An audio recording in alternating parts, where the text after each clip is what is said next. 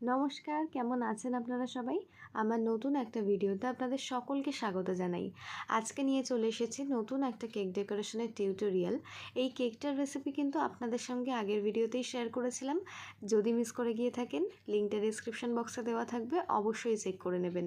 এটা একটা dalgona coffee cake, একদম ভিন্ন একটা ফ্লেভার। রেগুলার চকলেট বা ভ্যানিলা ফ্লেভারগুলো তো আমরা ট্রাই করেই থাকি, চাইলে এই ফ্লেভারটা ট্রাই করতে পারেন। আর যারা কফি প্রেমী মানুষ আছেন তাদের তো ভীষণ ভালো লাগবে, তাই অবশ্যই একবার ট্রাই করে দেখবেন। তো এই কেকটা চাইলে তো আপনারা শুধু খেতেই পারেন, তবে কেকটা আমি ডেকোরেশনের জন্যই তৈরি করেছিলাম। এই কেকটা যেহেতু কফি ফ্লেভারের কেক, কফি সংক্রান্তই একটা ডেকোরেশন করব। কী থিম বানাচ্ছি এখনও বলবো না, চলুন ভিডিওটা দেখা যাক।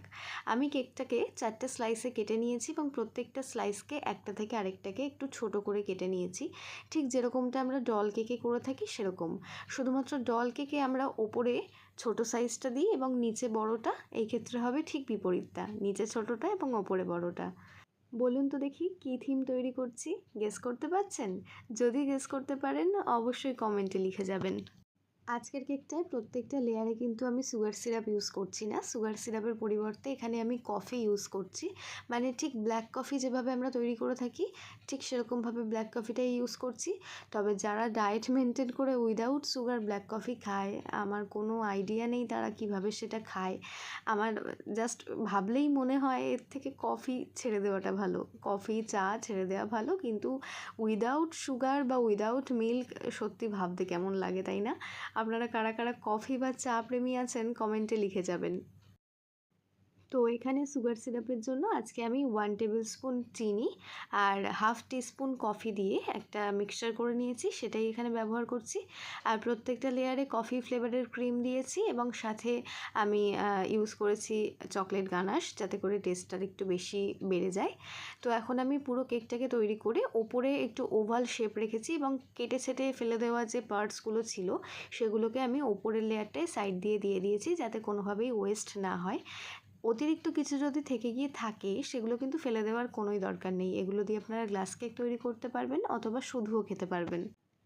থিম জাতীয় কেকগুলোতে কিন্তু এরকম প্রচুর ডেকোরেশন থাকে যেখানে কিছুটা অতিরিক্ত অংশ কেকের থেকে যায়, যেগুলো হয়তো আপনারা অনেকেই ফেলে দেন। তবে ফেলে না দিয়ে সেগুলো দিয়ে গ্লাস কেক তৈরি করে বাড়িতে খেতে পারেন অথবা চাইলে সেলও করতে পারেন। এখন কেকটাকে ফাইনাল ফিনিশিং দিয়ে নিচ্ছি। এটা করতে একটু সমস্যা হবে যেহেতু কেকের শেপটা একটু ভিন্ন, তাই জন্য এখানে ফিনিশিং আনাটা একটু টাফ, তবে একটু ধৈর্য ধরে করলেই কিন্তু এটা করা যাবে। আমি স্ক্র্যাপারের সাহায্যে সাইডে স্মুথ করে নিচ্ছি এবং তারপর ওএইচপি যে শিটগুলো পাওয়া যায় সেগুলো দিয়ে আমি যে ওভাল জায়গাটা ওই জায়গাটা করে নিচ্ছি।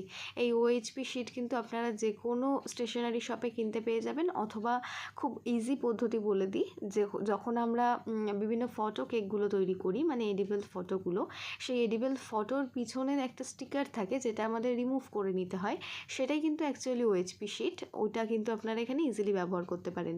আপনারা যারা রেগুলার কেক তৈরি করেন সেলের পারপাসে বা যে কোনো কারণেই, আপনারা কিন্তু ওই ওএইচপি শিটটা বারবার পেয়ে থাকবেন, তাই সেগুলোকে ফেলে না দিয়ে অবশ্যই সংরক্ষণ করবেন, প্রচুর কাজে আসে। এখন হোয়াইট ক্রিম দিয়ে আমি ওপরে ক্রিমের ডেকোরেশনটা করে নিচ্ছি। ক্রিমের ডেকোরেশন বলতে এই ক্ষেত্রে কফি কাপের ওপরে যে হুইপ ক্রিমের ডেকোরেশনটা থাকে সেটাই করে নিচ্ছি এবং একটা স্ট্র দিয়ে দেবো। এখানে আজকে স্ট্র এবং যে স্টিকারটা আমি ইউজ করব দুটোই নন এডিবল। অ্যাকচুয়ালি এটা আমাদের ক্লায়েন্টের বাজেট বা তাদের পছন্দ অনুযায়ী কাজ করতে হয়। আপনারা চাইলে এডিবলও ইউজ করতে পারেন। এডিবল ফটো কেক আমি অবশ্যই খুব শিগগিরই আপনাদের সঙ্গে শেয়ার করব। এখন ওপরে কিছুটা চকলেট র্যান্ডাম আমি স্প্রেড করে দিচ্ছি, কোনো নিয়ম মেনে নয়, ইচ্ছা মতন স্প্রেড করে দিতে পারেন। এবার বলুন তো ঠিক কতজন গেস করতে পেরেছিলেন আজকের থিমটা? আজকের ভিডিওটা যদি ভালো লাগে চ্যানেলটা সাবস্ক্রাইব করে অবশ্যই আমাদের পাশে থাকবেন, আর ভিডিওটায় একটা লাইক করে কমেন্টে অবশ্যই জানাবেন যে আজকের থিমটা কেমন লাগলো। বেল নোটিফিকেশনটা অবশ্যই অন করে রাখবেন ভিডিওগুলোর সবার আগে আপডেট পাওয়ার জন্য। সকলে সুস্থ থাকবেন, ভালো থাকবেন, ধন্যবাদ।